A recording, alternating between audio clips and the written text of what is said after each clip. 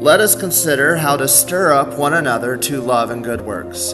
This is the calling of every believer and the heartbeat of this podcast. You're listening to Let Us Consider, where we turn to the Bible, theology, and the life of the church to strengthen our faith and encourage one another in Christ.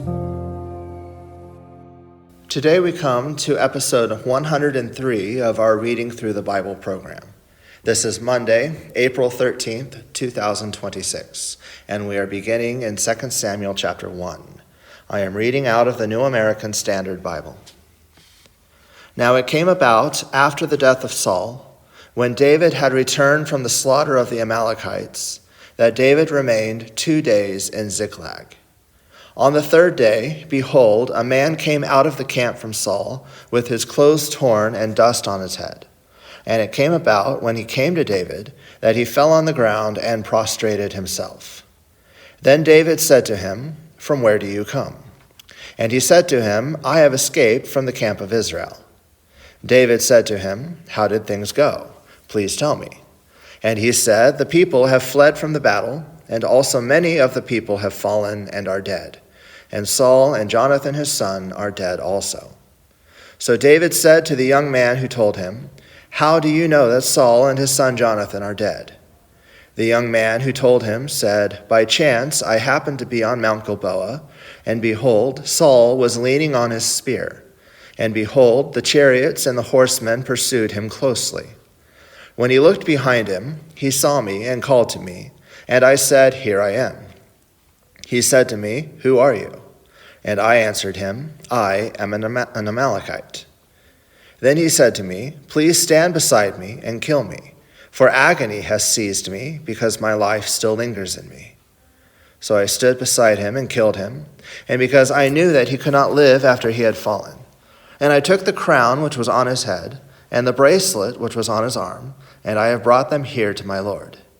Then David took hold of his clothes and tore them, and so also did all the men who were with him. They mourned and wept and fasted until evening for Saul and his son Jonathan, and for the people of the Lord and the house of Israel, because they had fallen by the sword. David said to the young man who told him, "Where are you from?" And he answered, "I am the son of an alien, an Amalekite." Then David said to him, "How is it that you are not afraid to stretch out your hand to destroy the Lord's anointed?" And David called one of the young men and said, "Go, cut him down." So he struck him, and he died. David said to him, "Your blood is on your head, for your mouth has testified against you, saying, 'I have killed the Lord's anointed.'"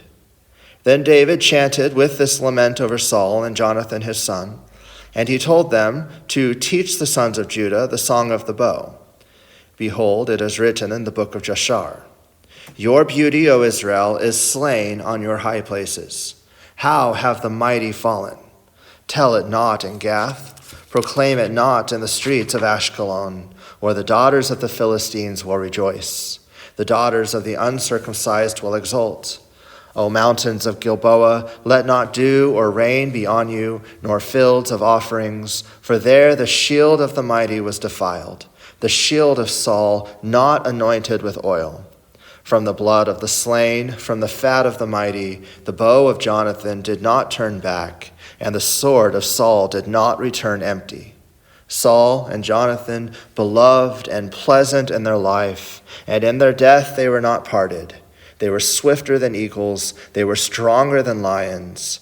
O daughters of Israel, weep over Saul, who clothed you luxuriantly in scarlet, who put ornaments of gold on your apparel. How have the mighty fallen in the midst of the battle?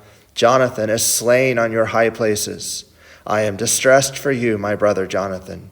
You have been very pleasant to me. Your love to me was more wonderful than the love of women. How have the mighty fallen, and the weapons of war perished?" Then it came about afterwards that David inquired of the Lord, saying, "Shall I go up to one of the cities of Judah?" And the Lord said to him, "Go up." So David said, "Where shall I go up?" And he said, "To Hebron." So David went up there, and his 2 wives also, Ahinoam the Jezreelitess, and Abigail the widow of Nabal the Carmelite.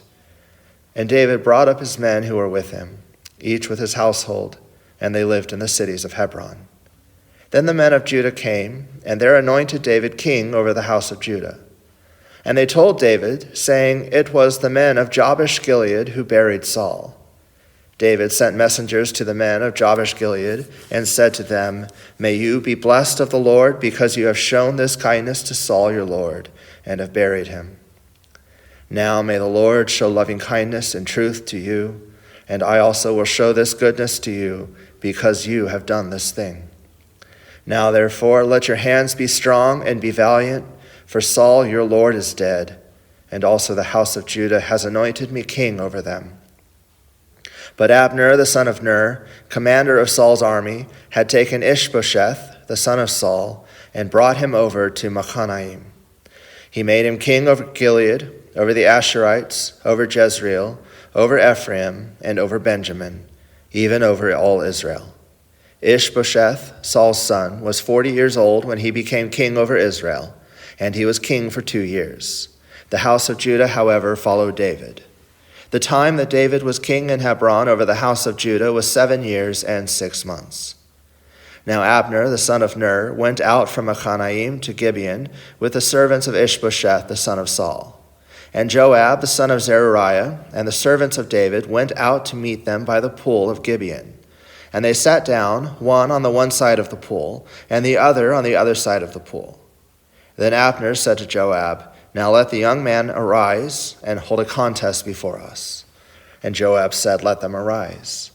So they arose and went over by count, 12 for Benjamin and Ishbosheth, the son of Saul, and 12 of the servants of David. Each one of them seized his opponent by the head and thrust his sword in his opponent's side, so they fell down together. Therefore that place was called Helkath Hazurim, which is in Gibeon. That day the battle was very severe, and Abner and the men of Israel were beaten before the servants of David. Now the 3 sons of Zeruiah were there, Joab and Abishai and Asahel. And Asahel was as swift-footed as one of the gazelles which is in the field. Asahel pursued Abner and did not turn to the right or to the left from following Abner. Then Abner looked behind him and said, Is that you, Asahel? And he answered, It is I. So Abner said to him, Turn to your right or to your left, and take hold of one of the young men for yourself, and take for yourself his spoil. But Asahel was not willing to turn aside from following him. Abner repeated again to Asahel, Turn aside from following me. Why should I strike you to the ground? How then could I lift up my face to your brother Joab? However, he refused to turn aside. Therefore Abner struck him in the belly with the butt end of the spear, so that the spear came out at his back. And he fell there and died on the spot. And it came about that all who came to the place where Asahel had fallen and died stood still. But Joab and Abishai pursued Abner, and when the sun was going down, they came to the hill of Ammah, which is in front of Giah by the way of the wilderness of Gibeon. The sons of Benjamin gathered together behind Abner and became one band, and they stood at the top of a certain hill. Then Abner called to Joab and said, Shall the sword devour forever? Do you not know that it will be bitter in the end? How long will you refrain from telling the people to turn back from following their brothers? Joab said, As God lives, if you had not spoken, surely then the people would have gone away in the morning, each from following his brother. So Joab blew the trumpets, and all the people halted and pursued Israel no longer, nor did they continue to fight any more. Abner and his men then went through the Aravah all that night. So they crossed the Jordan, walked all morning, and came to Mahanaim. Then Joab returned from following Abner. When he had gathered all the people together, 19 of David's servants besides Asahel were missing. But the servants of David had struck down many of Benjamin and Abner's men, so that 360 men died. And they took up Asahel and buried him in his father's tomb, which is in Bethlehem. Then Joab and his men went all night until the day dawned at Hebron. Now there was a long war between the house of Saul and the house of David. And David grew steadily stronger, but the house of Saul grew weaker continually. Sons were born to David at Hebron. His firstborn was Amnon by Ahinoam the Jezreelitess, and his second Chileab by Abigail, the widow of Nabal the Carmelite. And the third, Absalom, the son of Maacah, the daughter of Talmai, king of Geshur. And the fourth, Adonijah, the son of Haggith. And the fifth, Shephatiah, the son of Abital. And the sixth, Ithream, by David's wife Eglah. These were born to David at Hebron. It came about, while there was war between the house of Saul and the house of David, that Abner was making himself strong in the house of Saul. Now Saul had a concubine whose name was Rizpah, the daughter of Aiah. And Ishbosheth said to Abner, "Why have you gone into my father's concubine?" Then Abner was very angry over the words of Ishbosheth, and said, "Am I a dog's head that belongs to Judah? Today I show kindness to the house of Saul your father, to his brothers and to his friends, and have not delivered you into the hands of David. And yet today you charge me with the guilt concerning the woman. May God do so to Abner and more also, if, as the Lord has sworn to David, I do not accomplish this for him, to transfer the kingdom from the house of Saul and to establish the throne of David over Israel and over Judah, from Dan even to Beersheba." And he could no longer answer Abner a word because he was afraid of him. Then Abner sent messengers to David in his place, saying, "Whose is the land? Make your covenant with me, and behold, my hand shall be with you to bring all Israel over to you." He said, "Good, I will make a covenant with you, but I demand one thing of you, namely, you shall not see my face until you first bring Michal, Saul's daughter, when you come to see me." So David sent messengers to Ishbosheth, Saul's son, saying, "Give me my wife Michal, to whom I was betrothed for 100 foreskins of the Philistines." Ishbosheth sent and took her from her husband, from Paltiel, the son of Laish. But her husband went with her, weeping as he went, and followed her as far as Bahurim. Then Abner said to him, "Go, return." So he returned. Now Abner had consultation with the elders of Israel, saying, "In times past you were seeking for David to be king over you. Now then do it, for the Lord has spoken of David, saying, 'By the hand of my servant David I will save my people Israel from the hand of the Philistines and from the hand of all their enemies.'" Abner also spoke in the hearing of Benjamin, and in addition Abner went to speak in the hearing of David in Hebron all that seemed good to Israel and to the whole house of Benjamin. Then Abner and 20 men with him came to David at Hebron, and David made a feast for Abner and the men who were with him. Abner said to David, "Let me arise and go and gather all Israel to my lord the king, that they make a covenant with you, and that you may be king over all that your soul desires." So David sent Abner away, and he went in peace. And behold, the servants of David and Joab came from a raid and brought much spoil with them. But Abner was not with David in Hebron, for he had sent him away, and he had gone in peace. When Joab and all the army that was with him arrived, they told Joab, saying, "Abner the son of Ner came to the king, and he has sent him away, and he is gone in peace." Then Joab came to the king and said, "What have you done? Behold, Abner came to you. Why then have you sent him away, and he is already gone? You know Abner the son of Ner, that he came to deceive you, and to learn of your going out and coming in, and to find out all that you are doing." When Joab came out from David, he sent messengers after Abner, and they brought him back from the well of Sirah, but David did not know it. So when Abner returned to Hebron, Joab took him aside into the middle of the gate to speak with him privately. And there he struck him in the belly, so that he died on account of the blood of Asahel, his brother. Afterward, when David heard it, he said, "I and my kingdom are innocent before the Lord forever of the blood of Abner the son of Ner. May it fall on the head of Joab and on all his father's house. And may there not fail from the house of Joab one who has a discharge, or who has a leper, or who takes hold of a distaff, or who falls by the sword, or who lacks bread." So Joab and Abishai his brother killed Abner, because he had put their brother Asahel to death in the battle at Gibeon. Then David said to Joab and to all the people who were with him, "Tear your clothes and gird on sackcloth and lament before Abner." And King David walked behind the bier. Thus they buried Abner in Hebron. And the king lifted up his voice and wept at the grave of Abner, and all the people wept. The king chanted a lament for Abner and said, "Should Abner die as a fool dies? Your hands were not bound, nor your feet put in fetters. As one falls before the wicked, you have fallen." And all the people wept again over him. Then all the people came to persuade David to eat bread while it was still day. But David vowed, saying, May God do so to me, and more also, if I taste bread or anything else before the sun goes down. Now all the people took note of it, and it pleased them, just as everything the king did pleased all the people. So all the people and all Israel understood that day that it had not been the will of the king to put Abner the son of Ner to death. Then the king said to his servants, "Do you not know that a prince and a great man has fallen this day in Israel? I am weak today, though anointed king, and these men, the sons of Zeruiah, are too difficult for me. May the Lord repay the evildoer according to this evil." Now, when Ishbosheth, Saul's son, heard that Abner had died in Hebron, he lost courage, and all Israel was disturbed.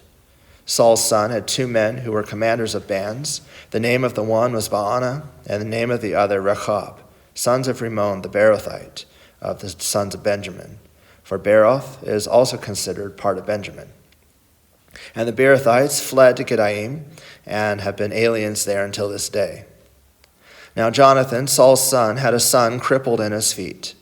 He was 5 years old when the report of Saul and Jonathan came from Jezreel, and his nurse took him up and fled. And it happened that in her hurry to flee, he fell and became lame, and his name was Mephibosheth.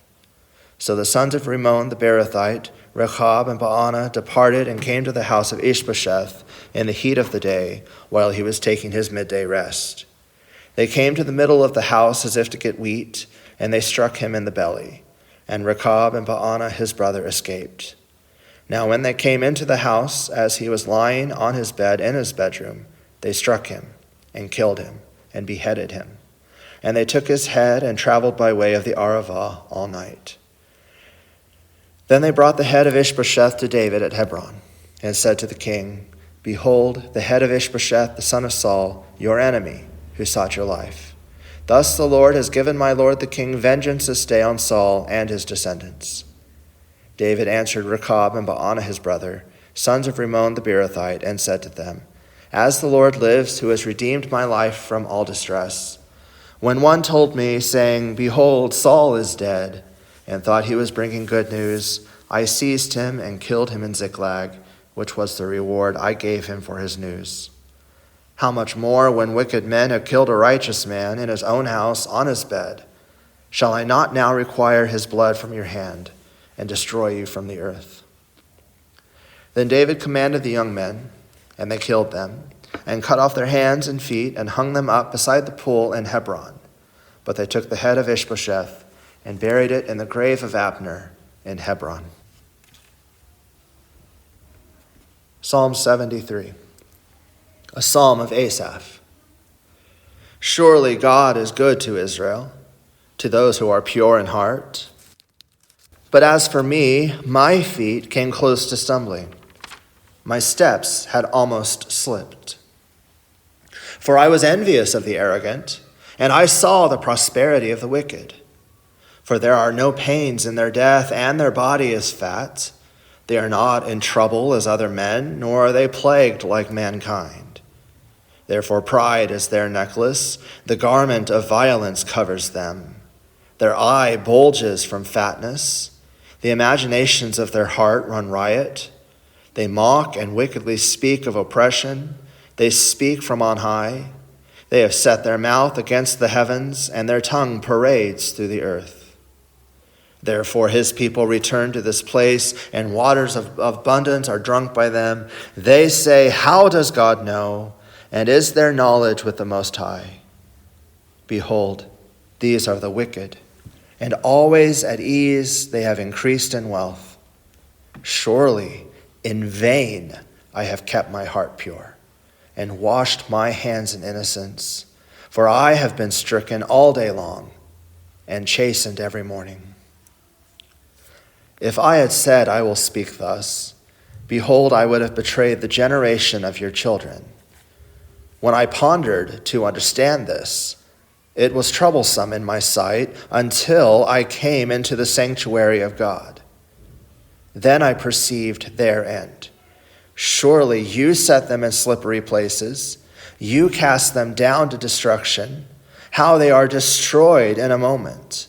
They are utterly swept away by sudden terrors, like a dream when one awakes. O Lord, when aroused, you will despise their form. When my heart was embittered and I was pierced within, then I was senseless and ignorant. I was like a beast before you. Nevertheless, I am continually with you. You have taken hold of my right hand. With your counsel you will guide me, and afterward receive me to glory. Whom have I in heaven but you? And besides you I desire nothing on earth. My flesh and my heart may fail, but God is the strength of my heart and my portion forever. For behold, those who are far from you will perish. You have destroyed all those who are unfaithful to you. But as for me, the nearness of God is my good. I have made the Lord God my refuge, that I may tell of all your works. Proverbs 11. A false balance is an abomination to the Lord, but a just weight is his delight. When pride comes, then comes dishonor, but with the humble is wisdom. The integrity of the upright will guide them, but the crookedness of the treacherous will destroy them. Riches do not profit in the day of wrath, but righteousness delivers from death. The righteousness of the blameless will smooth his way, but the wicked will fall by his own wickedness. The righteousness of the upright will deliver them, but the treacherous will be caught by their own greed. When a wicked man dies, his expectation will perish, and the hope of strong men perishes. The righteous is delivered from trouble, but the wicked takes his place. With his mouth the godless man destroys his neighbor, but through knowledge the righteous will be delivered. When it goes well with the righteous, the city rejoices, and when the wicked perish, there is joyful shouting. By the blessing of the upright, a city is exalted, but by the mouth of the wicked it is torn down.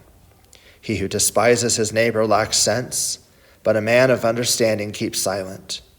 He who goes about as a talebearer reveals secrets, but he who is trustworthy conceals a matter. Where there is no guidance, the people fall, but in abundance of counselors there is victory. He who is guarantor for a stranger will surely suffer for it, but he who hates being a guarantor is secure. A gracious woman attains honor, and ruthless men attain riches. The merciful man does himself good, but the cruel man does himself harm. The wicked earns deceptive wages, but he who sows righteousness gets a true reward. He who is steadfast in righteousness will attain to life, and he who pursues evil will bring about his own death. The perverse in heart are an abomination to the Lord, but the blameless in their walk are his delight. Assuredly, the evil man will not go unpunished, but the descendants of the righteous will be delivered. As a ring of gold in a swine's snout, so is a beautiful woman who lacks discretion. The desire of the righteous is only good, but the expectation of the wicked is wrath.